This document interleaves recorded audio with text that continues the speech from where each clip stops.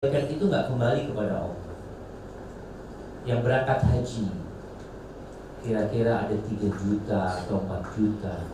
Ada 240.000 lebih dari jemaah haji Indonesia berangkat. Apakah kedatangan mereka memberikan manfaat buat Allah Azza wa Jalla? Sama sekali tidak. Manfaat dari ibadah yang kita lakukan sejatinya untuk diri kita sendiri. Allah mengatakan in ahsantum li anfusikum. Kalau kalian berbuat baik, itu kembali kepada kalian. Seorang yang sholat, seorang yang puasa, seorang yang bersedekah. Dan kita bicara sedekah ya. Banyak orang yang berpikir ketika dia bersedekah dia membantu orang lain.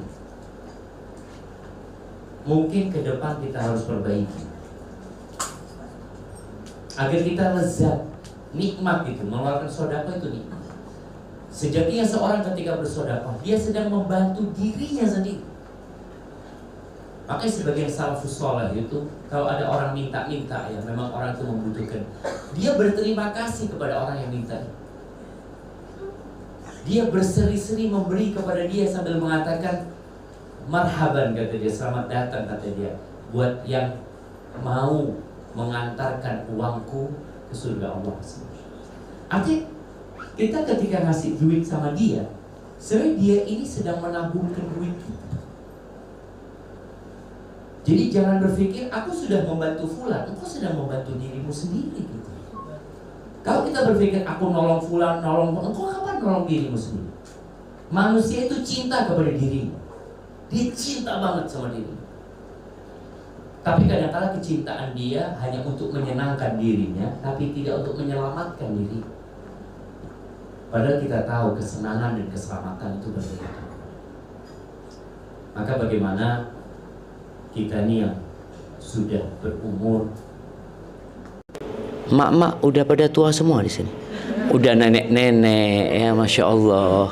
Nah, sebagian sudah mau punya cucu atau sudah punya cucu.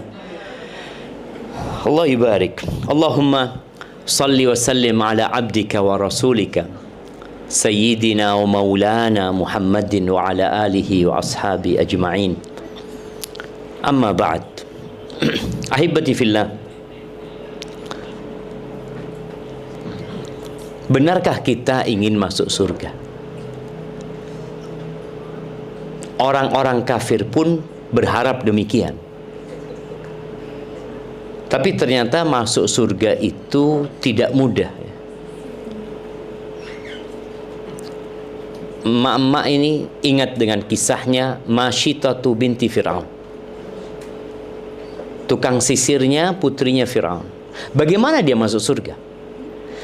Dia harus merelakan melihat anaknya dimasak di kuali satu persatu. Kemudian terakhir dia yang harus menyeburkan dirinya ke sana. Ternyata nggak mudah masuk surga. Istrinya Fir'aun yang mungkin kita menghafal doanya. Apa doanya istrinya Fir'aun? Rabbi ibnili indaka baitan fil jannah. Dia mengatakan, wahai Rabbku, wahai penciptaku, wahai pemilikku, wahai pengurusku, wahai Rabbku, wahai Tuhanku, bangunkan buat aku di sisimu rumah di surga. Apakah hanya dengan berdoa dia masuk surga? Dia dibantai sama Fir'aun. Dia disiksa. Dia meninggalkan semua kelezatan yang ada di istana. Ya, kalau istri pejabat aja mendapatkan fasilitas penghormatan yang begitu besar, kira-kira bagaimana dengan istri Fir'aun? Istri seorang manusia yang mengaku Tuhan. Fir'aun itu mengatakan, ana rabbukumul a'la, aku Tuhan kalian yang paling tinggi. Bayangin bagaimana kira-kira istrinya Fir'aun ini mendapatkan kenyamanan. Tapi dia tinggalkan semua itu demi untuk masuk surga Allah Azza wa Jalla. Dia tahu resiko yang akan dia dapatkan. Ketika dia menyatakan keimanan, dia sudah melihat bagaimana tukang-tukang sihir Fir'aun itu dibunuh perlahan-lahan, dipotong tangan dan kakinya secara silang, kemudian disalib di pohon-pohon kurma di Mesir dalam kondisi hidup-hidup. Dia tahu resiko itu, tapi dia tetap memilih resiko itu. Kenapa? Ya karena kalau bicara siksaan dunia itu sebentar. Berapa lama istri Fir'aun disiksa? Sehari, 2 hari, 3 hari, anggap setahun. Tapi selesai setelah itu. Tukang sihir Fir'aun sore hari dipotong tangan dan kakinya secara silang, kemudian disalib dalam kondisi hidup-hidup. Darah itu akan habis, kemudian mereka akan mati. Berapa lama proses kematian dia? Ya, memilukan, sakit, tapi sebentar. Tapi kalau di neraka, khalidina fiha abada, selama-lamanya. Bagaimana Allah menggambarkan penghuni neraka itu? La yamutu fiha wa la yahya. Mereka nggak hidup dan tidak mati. Bagaimana penghuni neraka teriak-teriak memanggil malaikat penjaga neraka. Siapa malaikat penjaga neraka? Ibu-ibu. Malik. Malik. Allah mengatakan wa nadau ya Malik liyaqdi alaina rabbuk. Mereka menyeru mengatakan, wahai Malik, wahai Malik, mintakan kepada Tuhanmu agar mematikan kita. Kita kepingin mati sudah gitu. Udah cukup siksaan ini terus tanpa berhenti. Malaikat Malik tidak menjawab. Di beberapa tafsir disebutkan Malik itu diam selama 1000 tahun. Terus dia teriak-teriak. Setelah 1000 tahun Malik mengatakan, innakum makithun. Kalian akan tetap di sana selama-lamanya. Gimana sakitnya mereka. Maka ahibati fillah, berapa pintu surga? Ada 8. Berapa pintu neraka? Ada 7.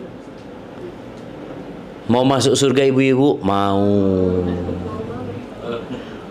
Kadangkala kita itu mau ke Bekasi, tapi jalannya ke BSD.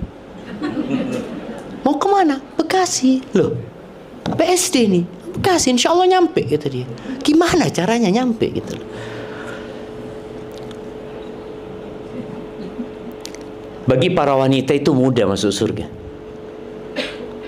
Tapi kenapa perempuan itu banyak di neraka? Kok kontradiktif banget ya? Katanya mudah masuk surga tapi banyak di neraka.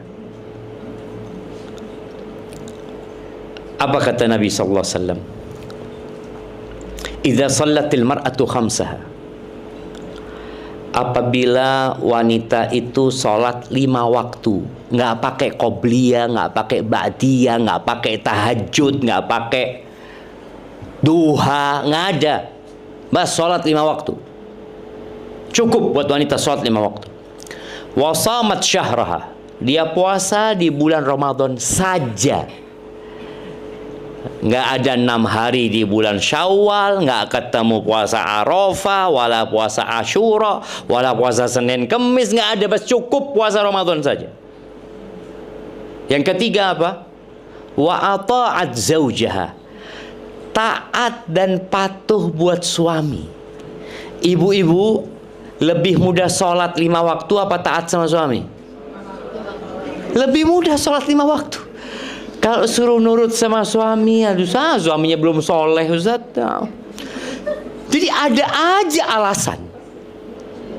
Jadi ternyata nurut sama suami ini berat buat wanita.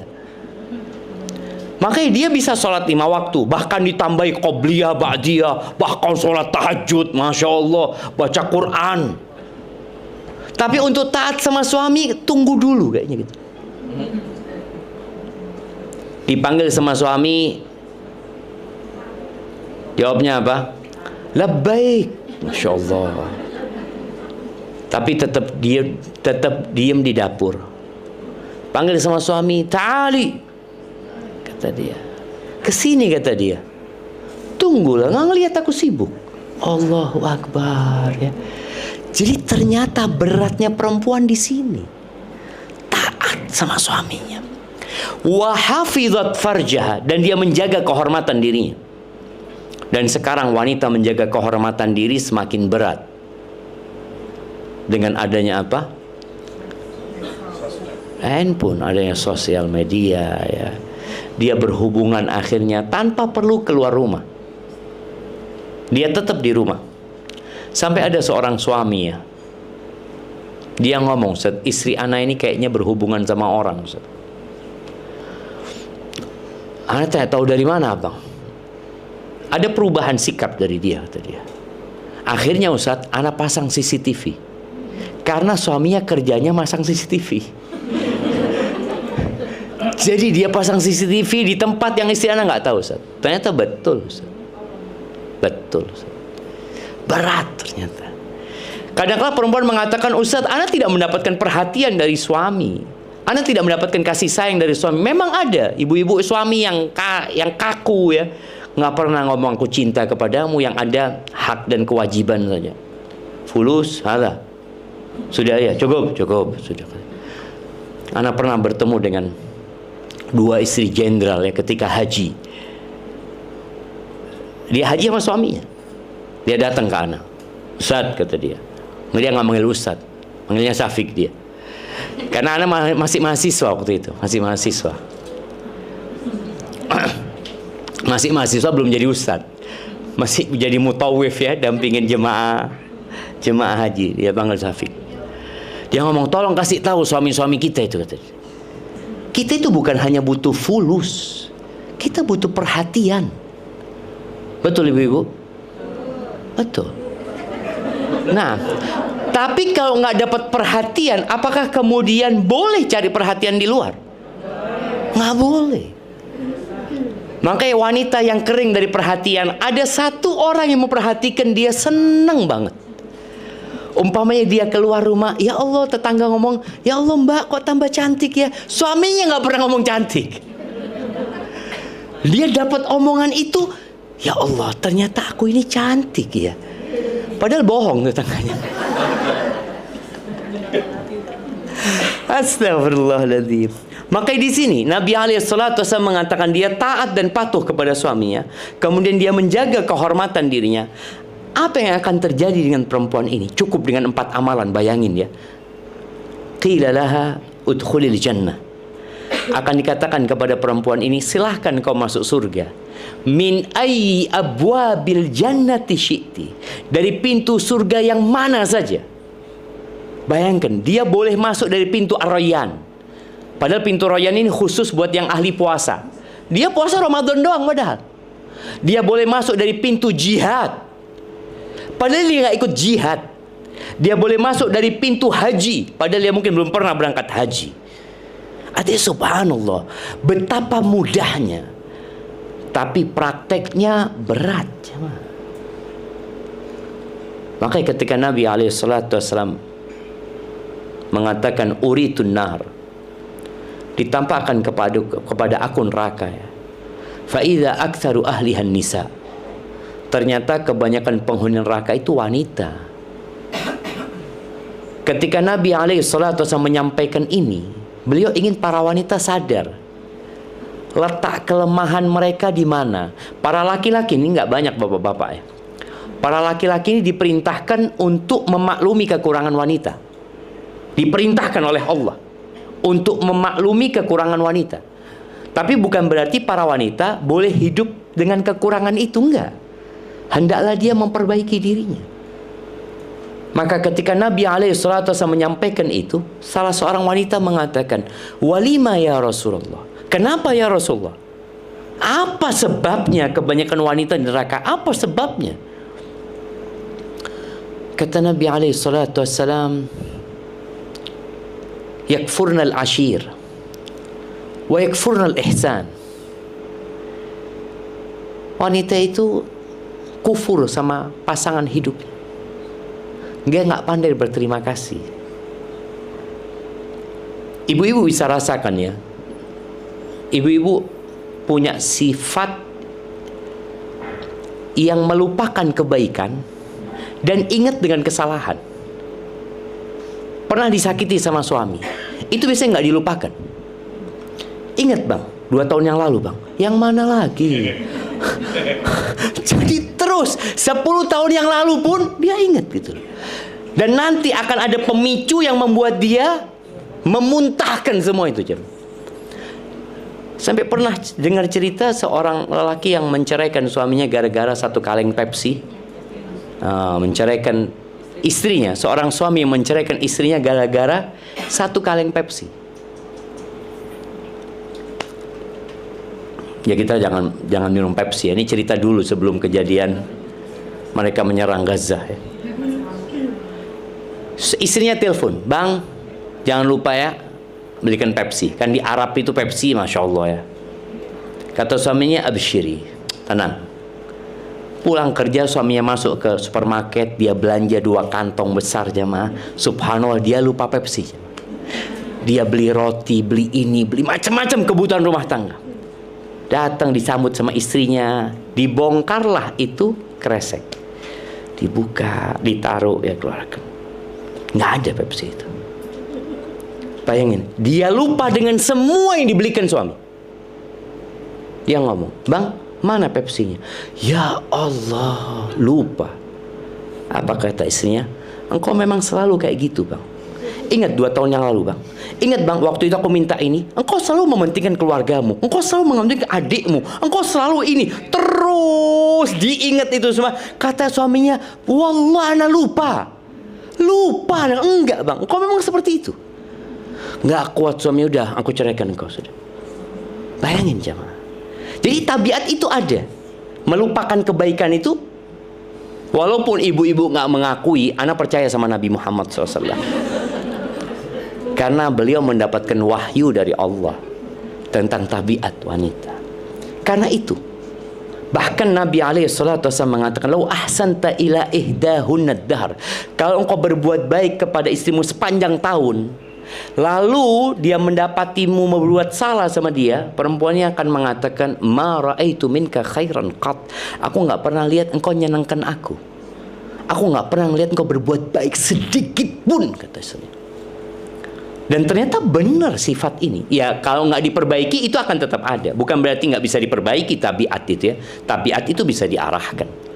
Pernah kejadian di Andalusia, kita tahu 800 tahun umat Islam ada di Andalusia. Waktu itu sering terjadi perang antara kerajaan Islam. Salah satu raja itu punya permaisuri yang cantik sekali. Istrinya raja ini melihat anak-anak kampung itu main lumpur jemaah. Dia melihat, ya Allah seneng banget kata dia. Dia ngomong sama suaminya, aku kepingin main lumpur kata dia. Kata suaminya, siap. Dia perintahkan bala tentaranya untuk bikin kolam lumpur dari coklat. Karena dia cinta sama istrinya. Akhirnya istrinya mandi coklat, seakan-akan lumpur kan, sampai selesai. Ya dunia berputar. Sang raja dikalahkan oleh raja yang lain, kemudian dia jadi rakyat jelata. Suatu hari ketika mereka sedang mungkin pergi ke satu tempat meninggalkan kerajaannya, sepertinya rajanya ini bukan raja lagi, sudah mantan raja ini menyakiti hati istrinya. Apa kata istrinya? Bang, aku nggak pernah lihat engkau berbuat baik kepadaku. Kata suaminya, hari aku bikinkan engkau lumpur, wala yaumal wahal. Hari itu pun kau nggak berbuat baik sama aku. Kata suami, ya Allah, benar kata Nabi SAW. Itu ada sifat itu. Jadi tolong diperbaikin gitu loh. Sebenarnya kalau bicara sholat tadi mudah, bicara puasa mudah.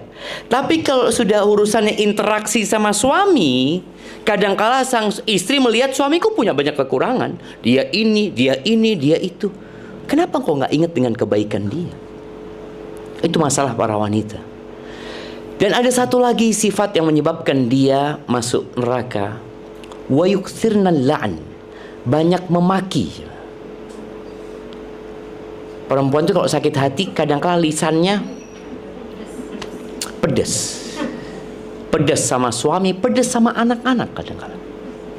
Sampai ada sebagian anak-anak tuh nggak suka sama emaknya. Yang emak nggak suka sama anaknya. Iya, ini emak nggak suka sama anak, anak nggak suka sama emak gitu ya. Ketika emaknya ngomong, aduh aku tuh capek ini itu, Kata anaknya, anak emangnya nggak capek ngadepin mama gini? Capek juga, kata dia. Kalau bisa ganti mama, mau ganti cari mama yang baik. Kadangkala kita itu merasa kita yang berjuang loh. Anak-anak juga capek gitu. Dengan omongan-omongan yang tidak mengenakan di hati. Maka tolong bagi yang ingin masuk surga dari pintu mana saja, ia perlu menjaga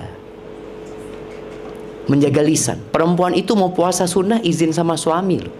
Bayangin ya, dari besarnya hak suami izin, padahal dia mau beribadah kepada Allah Azza wa Jalla. Ketika dia ngomong, bang aku mau puasa sunnah, kata suaminya, boleh, tapi kalau aku ada perlu batalin ya. Boleh nggak? Boleh kalau puasa sunnah, tapi kalau puasa qadha nggak boleh. Ingat, karena puasa qadha itu puasa wajib yang harus diselesaikan.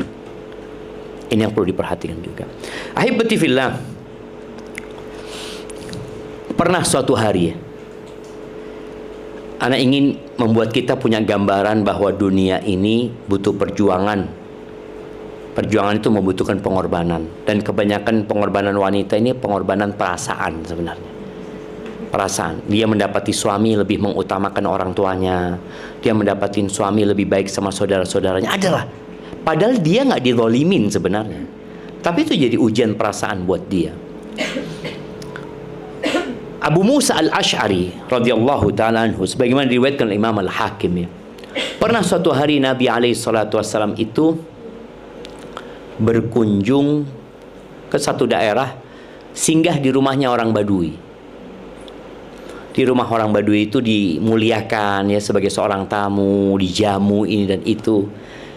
Dan subhanallah, Rasulullah SAW itu adalah orang yang kalau ada orang berbuat baik, beliau berusaha untuk membalas kebaikannya.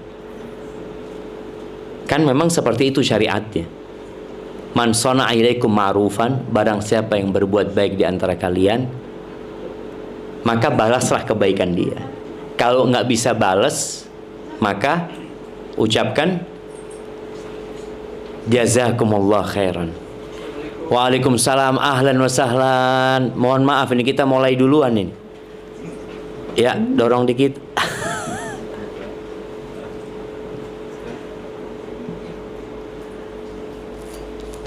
Kita lanjut ini Bapak. Ketika Nabi SAW sudah selesai dijamu, Nabi mengatakan kepada Badui ini, "Idza ataitil Madinah fa'tini." Kalau engkau singgah ke kota Madinah, engkau jumpain aku ya. Nabi ingin membalas kebaikan dia.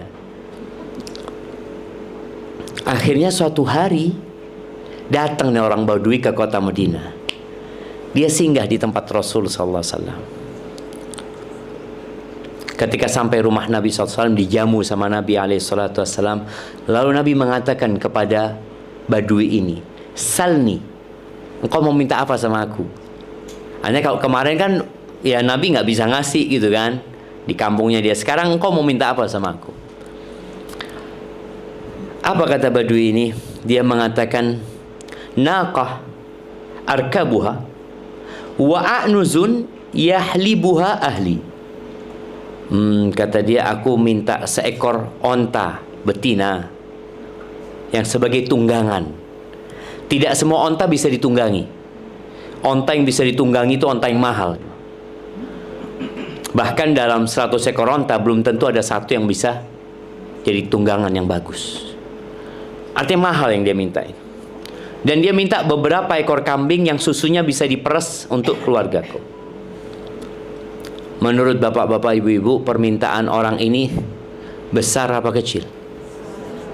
Besar sekali dia minta itu. Lalu Nabi SAW menghadap kepada para sahabatnya. Beliau mengatakan, "Ayajizu ahadukum an yakuna mithla ajuzi bani Israel." Apa nggak bisa kalian ini menjadi seperti wanita tua dari kalangan Bani Israel? Ada cerita wanita yang sudah tua renta. Para sahabat nggak tahu. Wa ma ajuzu Bani Israel ya Rasulullah. Apa cerita wanita tua itu, kata dia. Nabi bercerita alaihi salatu wassalam, ketika Nabi Musa alaihissalam hendak meninggalkan Mesir, hijrah ya, bersama Bani Israel, berangkat di malam hari, kesasar jemaah, salah jalan. Maka Nabi Musa bertanya kepada kaumnya, kenapa kita kok bisa salah jalan? Ada jalannya sudah biasa dilewatin, tahu-tahu jalan itu hilang. Lalu kata sesepuh Bani Israel mengatakan, Inna Yusuf alaihissalam, sesungguhnya Nabi Yusuf. Kita tahu Bani Israel itu kok bisa ada di Mesir karena dipanggil sama Nabi Yusuf. Yang awalnya mereka ada di Palestina, dipanggillah ke Mesir sama Nabi Yusuf. Bapaknya Nabi Yakub, walaupun nanti Nabi Yakub balik ya, tapi saudara-saudara Nabi Yusuf balik ke Mesir. Disitulah kenapa anak turunan Bani Israel banyak di Mesir. Nabi Yusuf yang bawa mereka. Maka sesepuh ini mengatakan, kita dapat cerita dulu bahwa Nabi Yusuf pernah berwasiat, kalian jangan tinggalkan Mesir kecuali bawa jasadku. Apa kata Nabi Musa? Waman yadri qabra Yusuf. Siapa yang tahu sama kuburannya Nabi Yusuf? Ini cerita lama sudah. Siapa yang tahu dengan kuburannya Nabi Yusuf?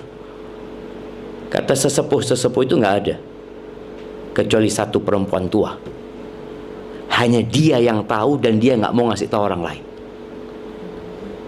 Akhirnya Nabi Musa alaihissalam ngirim orang untuk memanggil wanita tua itu. Sebagai seorang nabi, beliau mengatakan kepada wanita tua ini, Dullini ala qabri Yusuf. Tunjukkan kepada aku kuburan Nabi Yusuf. Apa kata wanita tua ini? Hatta tu'tiani hukmi. Iya, tapi ada syarat aku. Keinginanku engkau penuhi, baru aku tunjukin. Kata Nabi Musa alaihissalam, wa ma hukmuki? Apa syaratmu? Kata dia. Apa kata wanita tua ini? Akunu ma'aka fil jannah. Aku bersamamu di surga. Engkau jaminkan itu, aku tunjukin kuburan Nabi Yusuf. Itu tadi orang Badui minta onta, minta beberapa ekor kambing. Perempuan tua ini mengatakan, akunu ma'aka fil jannah. Aku bersamamu di surga. Dia tahu, perempuan tua ini tahu, kalaupun dia kepingin kembali muda, minta umpamanya, aku kepingin kembali muda, aku kepingin harta, semua bakal ditinggalkan. Nggak ada yang abadi di muka bumi ini. Artinya kalau bicara kesenangan, apa kesenangan yang abadi? Nggak ada. Orang senang dapat mobil baru, berapa lama dia senang? Sebulan? Habis gitu biasa aja. Orang senang dapat rumah, Masya Allah, besar rumahnya, bagus, ada kolam renangnya, ini tuh macam. Berapa lama dia senang? Bentar. Dan semua kesenangan dunia dibalut dengan kesusahan.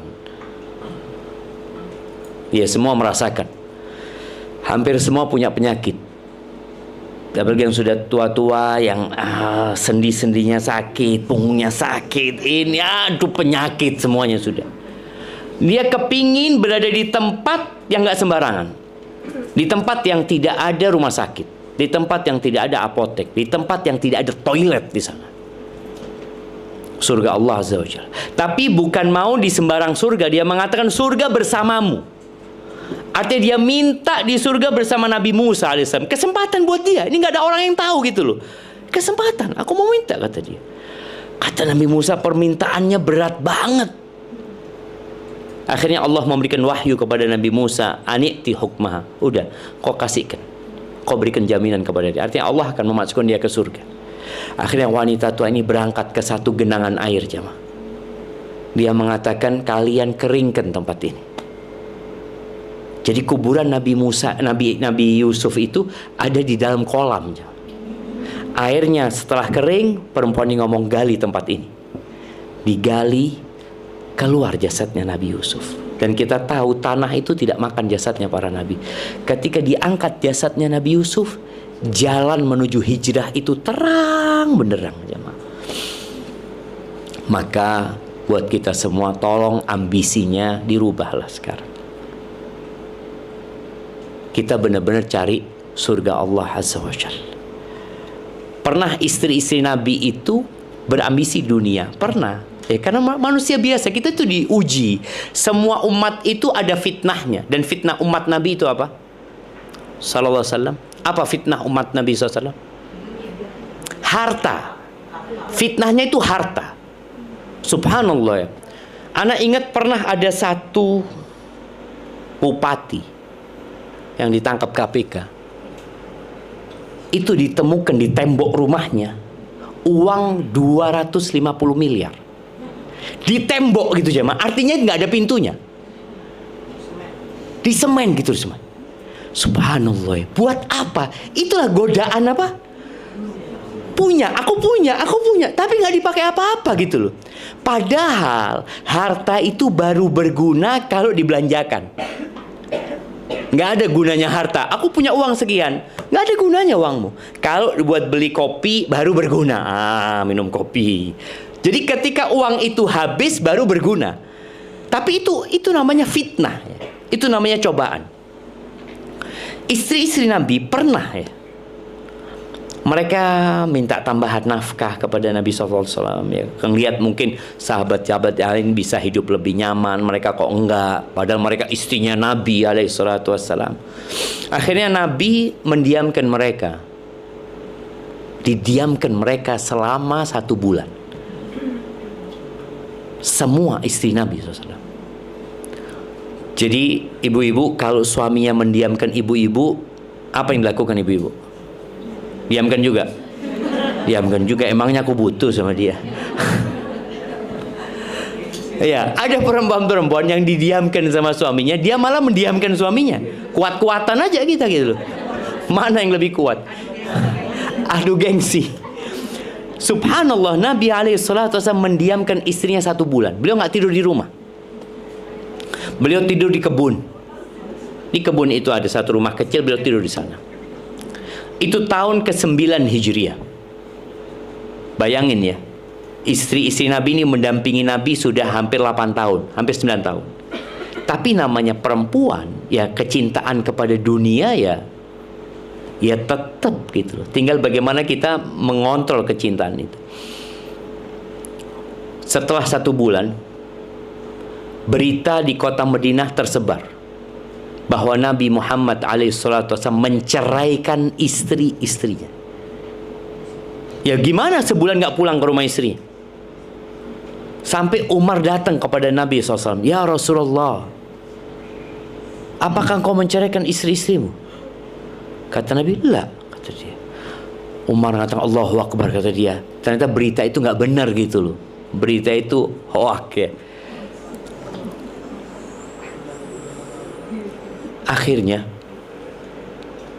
Nabi SAW dapat wahyu untuk memberikan pilihan kepada istri-istri. Mau bersamaku? Ya ikut aturanku. Kalau engkau cari dunia, ya udah, tafadhol, aku akan ceraikan kalian. Turun firman Allah di surat Al-Ahzab, nanti dibaca ibu. Di surat Al-Ahzab ayat 28-29. Ini supaya bicara tadi, kita mau masuk surga, kita mau berada di pintu surga, tapi jalan kita kadang-kala kan neraka. Allah mengatakan kepada Nabi SAW, ya ayyuhan nabi, perintah dari Allah, wahai Nabi, qul li azwajika, katakan kepada istri-istrimu, sampaikan ini kepada istri-istri. Bagian perintah dari Allah langsung kepada Nabi SAW untuk menyampaikan kepada istri-istrinya. Apa perintahnya? Katakan kepada mereka, in kuntunna turidnal hayatad dunya wa zinataha. Kalau ambisi kalian adalah kehidupan dunia, kemewahan dunia, kenikmatan dunia, fata'alaina, kemari kalian semua. Umatti'kun, aku kasih harta. Mau dikasih pesangon sama Nabi SAW. Mut'ah namanya. Wa usarrihkunna sarahan jamila. Dan aku akan ceraikan kalian semuanya dengan perceraian yang baik-baik. Sudah bisa baik-baik kita. Tapi kalau bareng nggak mungkin, karena beda tujuan. Wa in kuntunna turidnallaha wa rasulahu wad daral akhirah. Tapi kalau keinginan kalian masuk surga, kalian menginginkan Allah, bagaimana Allah ridha, maka di sini hiduplah mencari keridhaan Allah. Kalau yang kalian inginkan adalah keridhaan Allah, kalian yang inginkan adalah keridhaan Rasul SAW dan kehidupan akhirat, ya kita lanjutkan. Fa innallaha a'adda lil muhsinati minkunna ajran 'azima. Sesungguhnya Allah menyediakan buat orang-orang yang berbuat baik di antara kalian pahala yang besar sekali. Maka bicara ketaatan kepada suami lagi, bicara bagaimana bisa masuk surga dari pintu mana saja, itu kembali kepada ambisi kita sebenarnya. Perbanyak sedekah.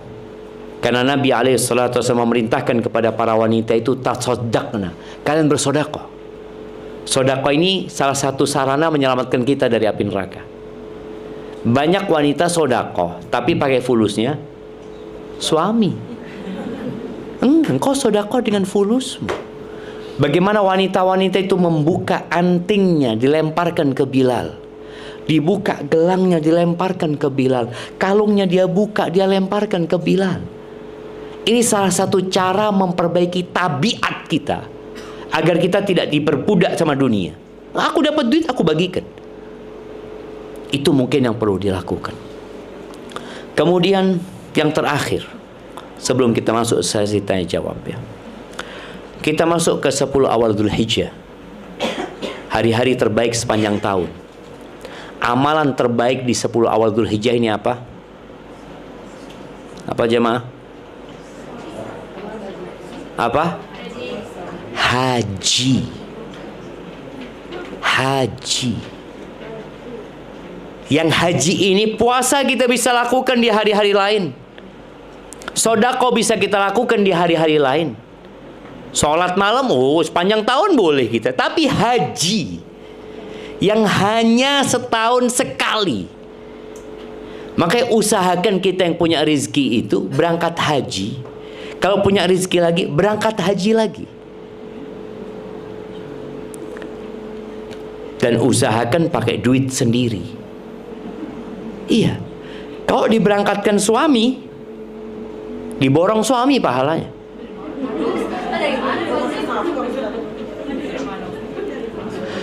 Kalau dapat dikasih suami duit, tabung.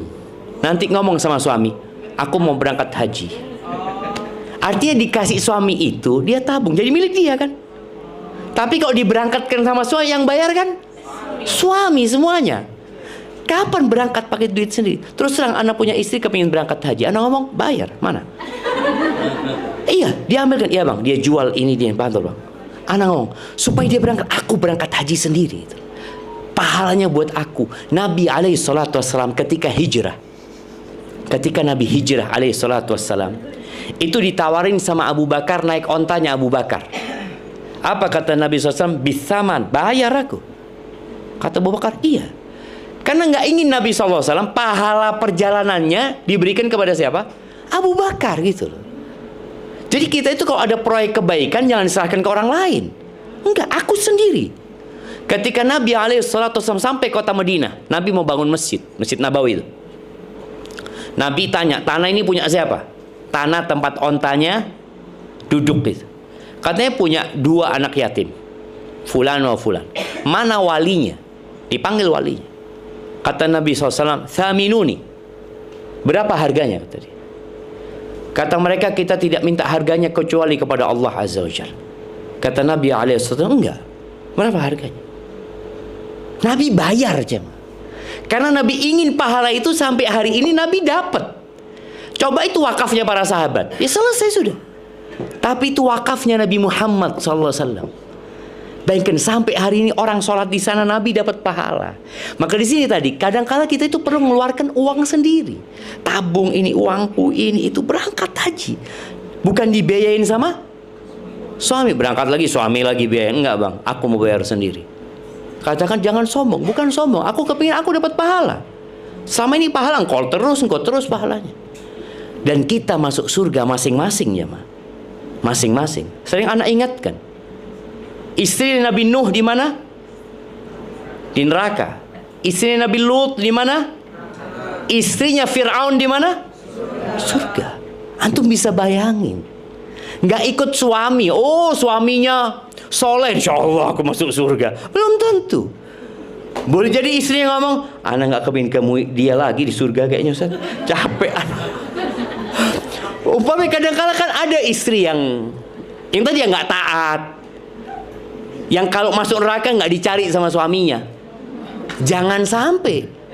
Begitu pula ada istri-istri yang kalau masuk surga nggak dicari suaminya, biarlah dia diadab dulu di sana. Dia sering nyakitin aku, gitu dia. Enggak mungkin itu terjadi loh, teman. Itu mungkin terjadi karena rumah tangga ini kan mesti ada konflik. Berapa banyak istri yang diem, memang diem, dia diem, nggak apa-apa, sudah aku tuntut di akhirat nanti.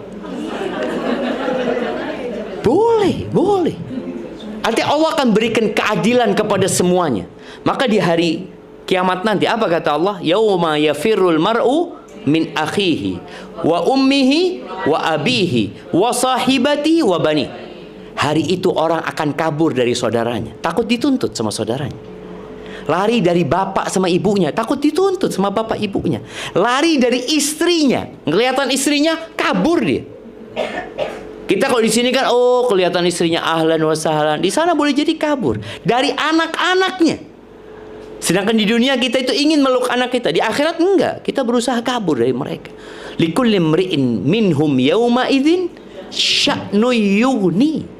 Hari itu semua punya kesibukan masing-masing, jemaah. Maka tadi bicara haji itu amalan yang terbaik. Maka usahakan engkau yang punya rezeki, ketika suaminya ngajak haji, siap bang, tapi aku bayar sendiri bang. Jangan kau punya duit beli tas, haji biar suami yang bayarin. Loh, seharusnya kau berpikir tas bang beliin bang, haji aku bayar sendiri, nggak apa-apa. Artinya dibalik gitu, ketika urusan ibadah, enggak, aku mau bayar gitu. Itu ibadah yang terbaik haji ini. Cuma ternyata haji ini berat. Haji ini ibadah fisik, ibadah harta, dan ibadah hati. Ketika para wanita bertanya kepada Nabi SAW, ya Rasulullah, naral jihad afdalal amal.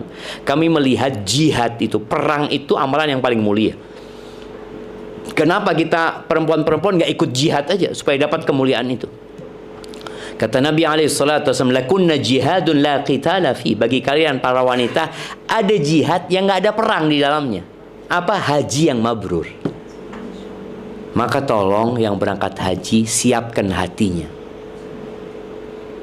ikhlaskan niatnya. Ada yang berangkat haji, kenapa berangkat haji? Ya Allah Ustaz, gak enak ditanyain terus sama tetangga, Ustaz, kapan haji, kapan haji? Kan ada orang berangkat haji itu karena gak enak gitu loh. Masya, fulusnya banyak belum berangkat haji. Ke Eropa berangkat, haji enggak. Akhirnya dia berangkat haji gara-gara gak enak sama tetangga. Jadi akhirnya pulang haji enak dia. Udah haji, oh, alhamdulillah sudah haji. Hanya untuk memberikan jawaban itu, nggak diterima sama Allah Azza wa Jalla. Maka niatkan lillahi ta'ala. Engkau benar-benar berangkat karena Allah Subhanahu wa ta'ala. Ketika engkau mengatakan labbaik Allahumma labbaik, kita mengatakan aku datang memenuhi panggilanmu ya Allah. Benar kita mengatakan itu, nggak bohong. Ada orang yang bohong. Dia sebenarnya datang memenuhi panggilan diri dia sendiri. Berapa banyak orang yang berangkat haji supaya dapat gelar H. Iya, Ana bertemu loh dengan orang-orang yang terus terang. Ketika Ana jadi mutawif itu, orang itu mengatakan, Ana insya Allah Ustaz mau nyalon jadi gubernur Ustaz. Doakan Ustaz. Betul. Supaya dia pulang itu, di flyer itu bisa ada hanya. Dan dia lakukan itu. Tapi nggak jadi dia. Dia nggak jadi. Yang satu ingin jadi wali kota, apa. Jadi intinya, ada orang yang nggak ikhlas lillahi ta'ala. Jangan sampai udah keluar duit banyak, udah capek ninggalkan keluarga, ninggalkan pekerjaan, di sana lelah, pulang nggak dapat pahala haji. Maka usahakan kalau memang ada niat-niat selain itu, sebelum berangkat kita bertobat kepada Allah SWT. Dan yang mau berangkat haji jangan lupa minta maaf. Kenapa? Taubat itu ada 3 syaratnya. Yang pertama apa? Menyesali. Yang kedua meninggalkan dosa itu. Yang ketiga bertekad untuk tidak mengulangi. Kalau ada hubungan sama manusia, minta maaf, minta dihalalkan. Kita kadang-kala punya dosa waktu SMA. Pernah dulu makan gorengan, makan 3 bayar 2. Umpamanya jemaah, kita mungkin sudah lupa loh. Tapi Allah ingat jemaah. Dan itu nggak bisa diampuni. Karena urusannya sama manusia. Kita harus minta maaf. Ustadz udah gak ketemu sama orangnya Ustadz, ini itu. Ya sudah, engkau sodakohkan atas nama orang itu. Ya Allah, ini sodakoh buat fulan ya Allah. Ana pernah, nanti engkau akan ditagih hari kiamat. Tapi paling tidak sudah ada yang untuk bayar dia. Seperti itu. Dan kemudian nanti ketika berhaji perbanyak zikrullah ya. Karena terus terang Ana lihat jemaah haji itu banyak yang gak belajar. Padahal di Indonesia sudah dikasih manasik, bimbingan manasik haji. Tapi sampai sana, aduh apa katanya Ustadz sudah. Apa katanya Ustadz? Makanya Ustadznya di mobil talbiyah labbaik Allahumma labbaik. Talbiyah jamaahnya di bus. Ustadznya tidur, tidur juga semuanya. Karena dia pikir haji ini ada pemimpinnya. Padahal haji ini gak seperti sholat yang ada imamnya. Gak ada imamnya haji itu. Masing-masing. Berangkatnya bareng-bareng tapi ibadahnya masing-masing gitu loh. Yang paling baik, yang paling banyak zikirnya. Kadang-kala orang naik pesawat mau haji, sibuk main game, nonton film.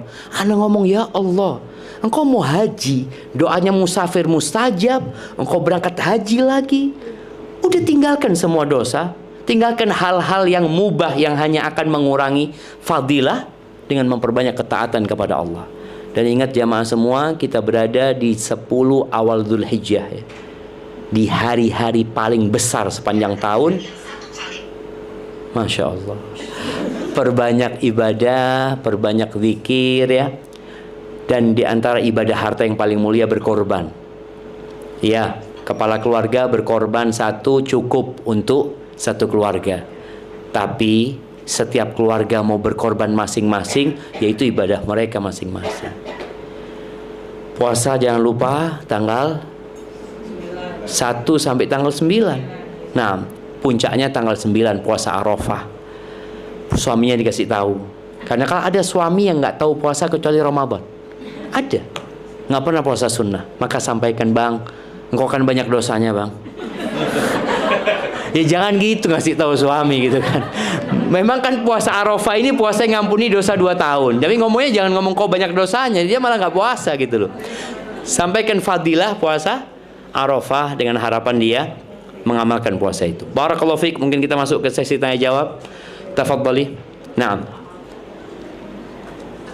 Atau pakai ini aja? Iya, pakai itu nggak apa-apa.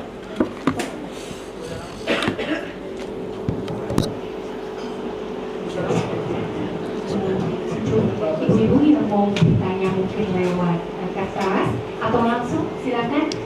Ya, kalau bisa yang sesuai dengan materi Ibu. Baik.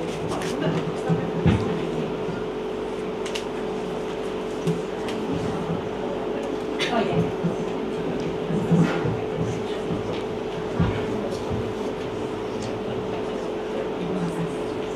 Terima kasih Pak Ustaz. Nah, kayaknya perlu didekatkan mic-nya supaya terdengar. Terima kasih Pak Ustaz sudah diberi kesempatan. Pertanyaan saya terhadap dari awal tadi Pak Ustaz sudah memberi penjelasan kalau perbuatan baik itu sedianya itu akan kembali kepada diri kita sendiri. Siap. Tapi itu perbuatan baik yaitu misalnya kita sedekah atau sholat, apakah itu mendapat hidayah langsung dari Allah atau apa sama untuk diri kita juga sendiri? Masya Allah. Satu. Yang kedua, pergi haji ya. Ini karena memang ini bulan haji ya. Jadi apakah maksudnya kita yang alhamdulillah misalnya ada rezeki, tapi kita melihat keadaan pemerintah kan membatasi gitu. Iya. Jadi harus sampai berapa tahun yang menunggu.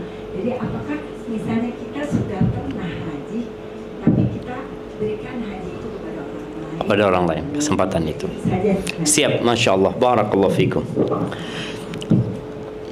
Iya, ini pertanyaan yang menarik jamaah, berkaitan dengan kebaikan yang kita lakukan.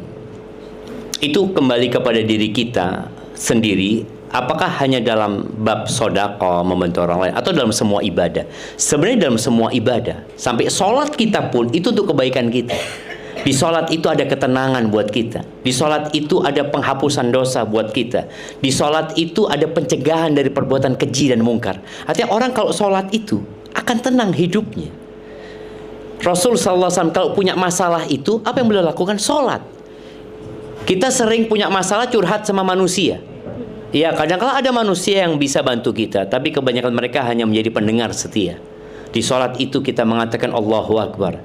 Ketika sujud kita mengatakan Subhana Rabbiyal A'la wa bihamdi. Jadi semua gerakan sholat itu manfaatnya buat kita.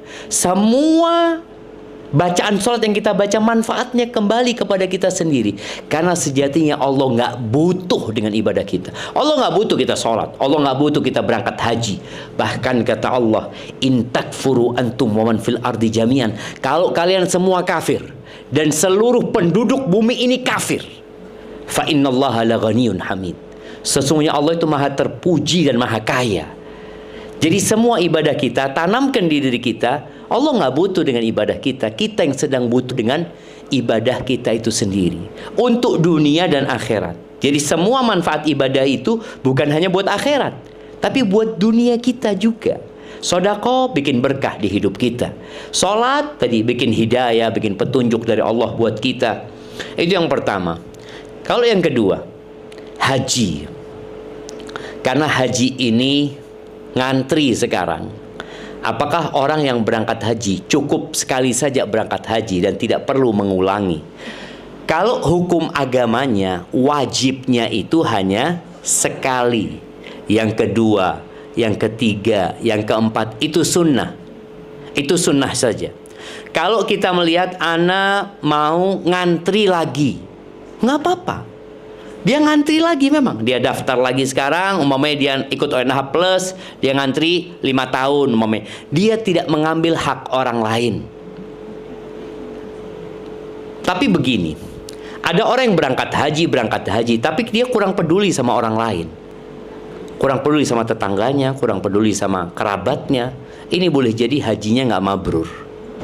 Karena tanda orang yang haji yang mabrur itu pulang semakin baik, semakin peduli kepada orang lain, tidak hanya memikirkan diri dia sendiri. Kenapa kok orang perlu haji lagi? Kok nggak uang hajinya dia sodakokan saja? Ahibati fillah, perjalanan haji ini perjalanan rohani yang nggak didapat dengan sodako, nggak didapat. Maka perlu orang itu hadir di momentum itu. Bagaimana dia wukuf di Arafah, bagaimana dia mabit di Muzdalifah, bagaimana dia tidur di tenda, bagaimana dia melempar jumroh, bagaimana dia meninggalkan keluarganya, meninggalkan dunianya. Ini semua nggak didapat dengan sodako. Maka silahkan dia daftar haji lagi dan sodako, tetap dia sodako sama orang lain.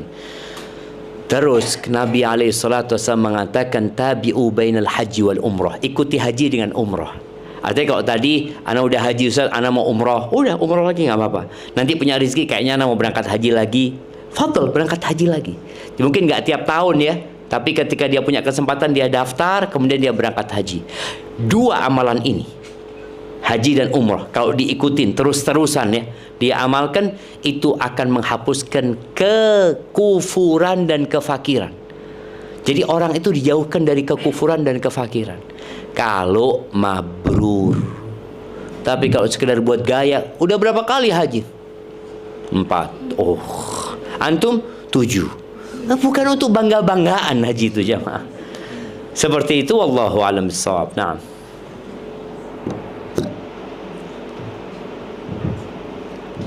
Assalamualaikum warahmatullahi wabarakatuh. Waalaikumsalam warahmatullahi wabarakatuh. Izin bertanya Pak Ustaz mengenai istri solehah yang bisa masuk surga dari manapun seperti janji Allah ya. Bagaimana kalau kami pernah kufur pada suami dan kami bertobat, apakah masih punya peluang untuk mendapatkan surga dari pintu manapun yang kita mau? Terima kasih Pak Ustaz. Suami masih ada apa udah meninggal? Masih ada. Oh aman kok masih. Kalau sudah mati ini yang berat minta maafnya aja. Jadi semua berbuat salah dalam kehidupan ini sama. Semuanya tanpa terkecuali. Nabi SAW mengatakan kullu bani Adam khata. Semua anak Adam itu melakukan kesalahan. Sampai kesalahan pertama yang buat siapa? Ya Nabi Adam. Nabi Adam. Jadi semua melakukan kesalahan. Wa khairul khatta'in at-tawwabun. Dan sebaik-baiknya orang yang melakukan kesalahan adalah yang bertaubat. Maka ketika pernah kufur sama suami, pernah nyakitin hati suami, ya saatnya minta maaf sama suami. Tapi kadang-kadang perempuan ini kalau suruh minta maaf, ya Allah, bulet jemaah. Akhirnya suami yang minta, ya aku yang minta maaf sudah seperti itu kan. Karena dia demi menjaga keharmonisan dalam rumah tangga. Jadi minta maaf ini berat buat wanita. Dan Nabi SAW mengatakan, ala adullukum binisaikum min ahlil jannah. Kalian mau nggak aku kasih tahu istri-istri kalian calon penghuni surga? Kata para sahabat, bala ya Rasulullah. Siapa? Kullu wadudin walud. Dia adalah wanita yang penyayang dan banyak anaknya. Artinya wanita ingin punya anak lagi, gitu lah. Dan capek punya anaknya. Enak banget tuh satu suami, Ustaz. Ya, itulah perbedaannya. Di dunia wanita itu dimuliakan 3 kali sama Allah, di atasnya laki-laki.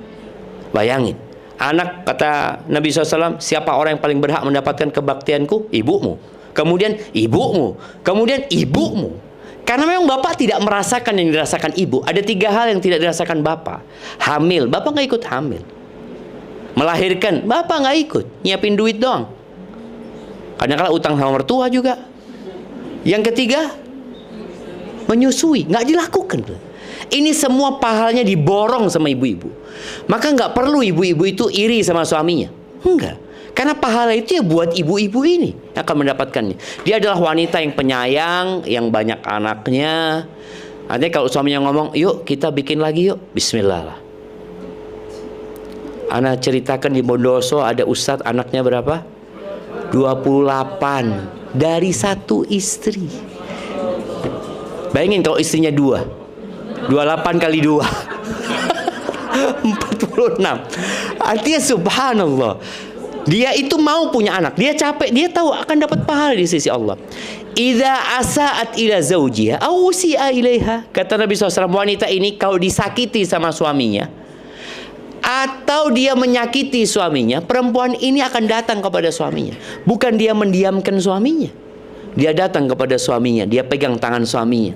Sambil memandang ke wajah suami, dia mengatakan, la adzuku bi ghumdin hatta tarda. Aku nggak akan mau menjamkan mata sampai kau ridha sama aku. Sampai ridha gitu. Maka istri punya kesempatan minta maaf. Datang kepada suaminya, aku minta maaf ya. Kalau ada cerita-cerita lama yang suami ingat, sampaikan. Aku pernah nyakitimu pada waktu itu. Aku pernah berkata seperti ini, aku minta maaf seperti itu. Maafkan aku ya. Jangan kau tuntut aku di akhirat. Minta sama suami. Karena jamaah di akhirat itu orang semua butuh pahala. Maka dia berpikir siapa yang bisa aku gugat. Dia akan cari kesempatan itu.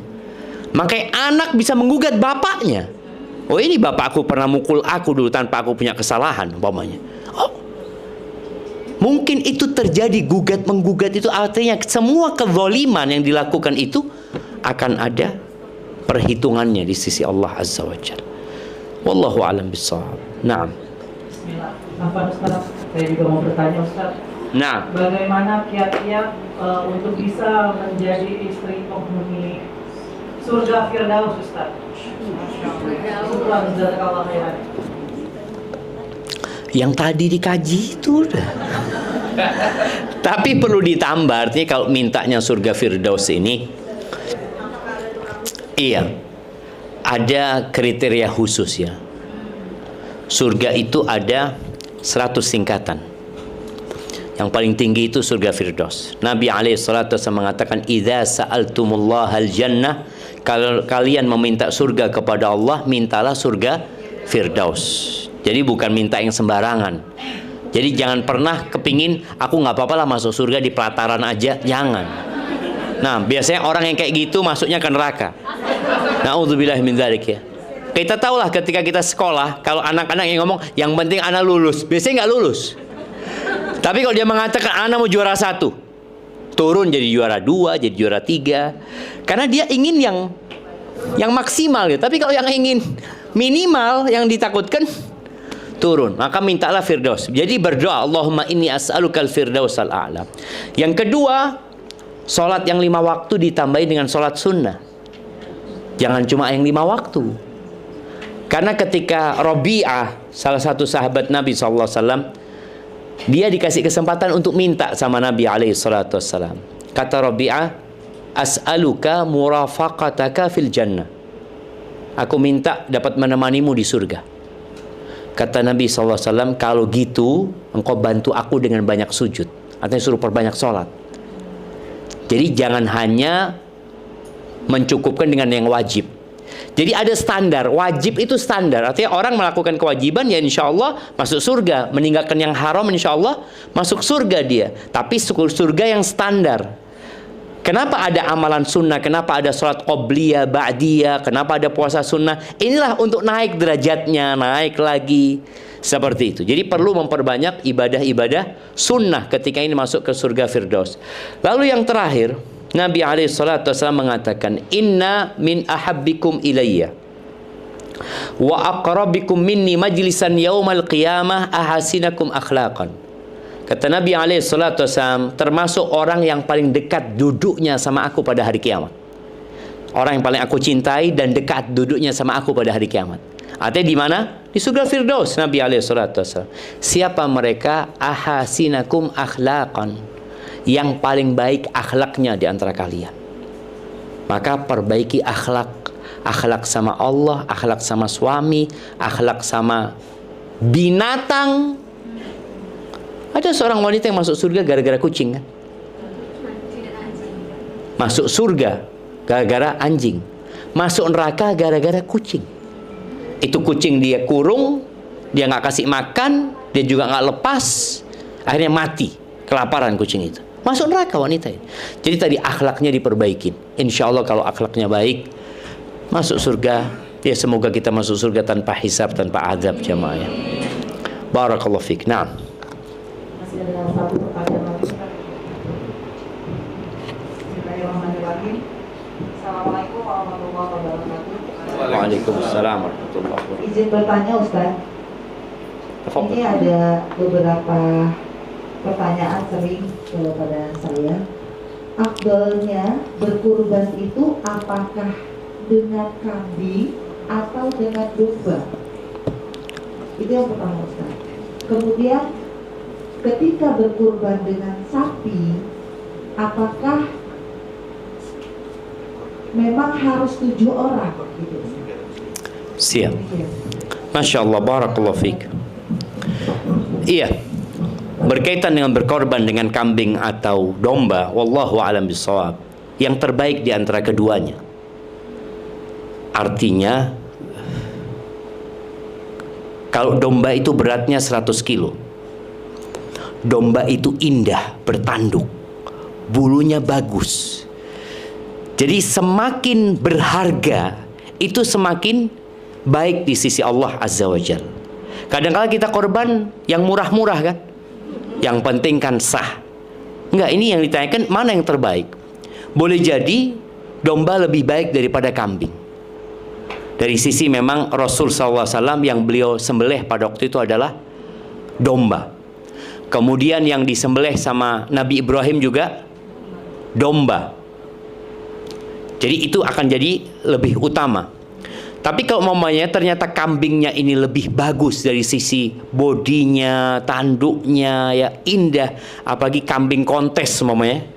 Itu kan kadang-kala mahal jemaah. Dia semakin indah kita korbankan, semoga semakin diterima oleh Allah Azza wa Jalla. Yang diterima sama Allah sebenarnya bukan dagingnya, bukan bagusnya, tapi ketakwaannya di sisi Allah Azza wa Jalla. Kalau bicara sapi, apakah harus 7 orang? Begini, urutannya kurban itu yang paling pertama adalah 1 ekor onta. Ini menurut jumhur ulama ya. 1 ekor onta untuk sendirian. Kemudian 1 ekor sapi untuk sendirian. Lalu 1 ekor kambing, baik domba atau kambing tadi, untuk sendirian. Jadi kalau ada orang umpamanya sapi buat berdua, nggak apa-apa. Sapi buat bertiga nggak apa-apa. Sapi buat sendirian lebih baik gitu loh. Ketika orang mengorbankan sapi sendirian. Setelah 1 ekor kambing, baru sebagian ulama mengatakan, ya sapi untuk 7 orang. Jadi tetap yang diutamakan itu 1 nyawa 1 orang. Daripada 1 nyawa untuk 7 orang tadi. Dan orang itu boleh berkorban 100 ekor onta. Nabi SAW waktu haji, beliau korbankan 100 ekor onta. 63 disembelih dengan tangannya sendiri. 63.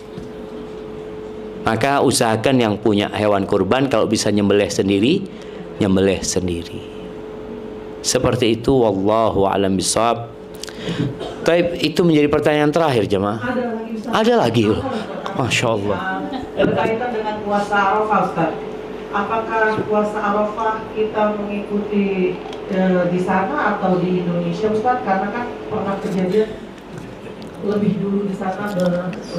Iya, sekarang ini lebih dulu di sana juga. Tahun ini juga sama. Berkaitan dengan puasa Arafah, memang sebagian ulama mengatakan ngikutin wukuf di Arafah. Tapi jumhur mengatakan mengikutin hilal. Karena sejatinya pengetahuan kita dengan wukuf itu ya tahun-tahun ini, sejak adanya media. Tapi sebelum kemerdekaan, kita tahu dari mana mereka wukufnya hari apa? Nggak tahu. 100 tahun yang lalu juga sebelum adanya media, kita nggak tahu mereka kapan wukufnya. Sedangkan Allah sudah memberikan kepada kita alat ukur, yaitu hilal. Allah mengatakan, yas'alunaka 'anil ahillah. Mereka bertanya kepadamu tentang hilal. Kenapa hilal, bulan sabit itu kok berubah ya? Berubah menjadi lebih bulat, kemudian berubah jadi kecil lagi. Kata Allah Azza wa Jalla, qul hiya mawaqitu linnas. Katakan itu adalah penentuan waktu ibadah buat manusia. Wal hajj, dan ibadah haji. Jadi yang menjadi tolak ukur adalah hilal ya. Walaupun sekali lagi ada ulama yang berpendapat ikut wukuf di Arafah. Tapi ya kalau ikut wukuf di Arafah berarti baru bisa dipraktekkan ketika ada media. Sebelum ada media kita kan nggak pernah tahu kapan mereka wukuf. Dan tahun ini kita itu bisa puasa ketika mereka wukuf, dan kemudian kita puasa tanggal 9 Indonesia. Kan mereka wukufnya insya Allah hari Ahad, mereka wukuf ya. Kita berarti kan hari Ahad puasa, hari Senin puasa. Kita bisa puasa 2 hari, dan kita boleh puasa dari tanggal 1 sampai tanggal 9 juga jemaah. Ahad, Sabtu. Lebarannya mereka Ahad berarti. Iya, kita lebarannya Senin. Nah, berarti kita aman. Kita bisa puasa Sabtu, Ahad. Atau kita mau puasa hari Kamis, Jumat, Sabtu, Ahad. Dan usahakan ya kita puasa Arafah ini. Hadza wallahu a'lam bissawab. Naam. Itu yang dapat Anda sampaikan, kurang lebihnya mohon maaf. Anda kembalikan ke moderator atau ke MC. Jazakillah khairan. Insyaallah, alhamdulillah, jazakumullah khairan untuk ilmu yang sudah Ustaz Hafizahullah Ta'ala sampaikan. Sungguh luar biasa, dan semoga kita semua bisa amalkan. Baiklah, atas nama tuan rumah Sahibul Bait, Ibu Nia Lodwi, mengucapkan jazakumullah khairan atas kedatangan tamu-tamu undangan semua. Barakallahu fikum. Mari kita tutup semua dengan doa kepada majelis.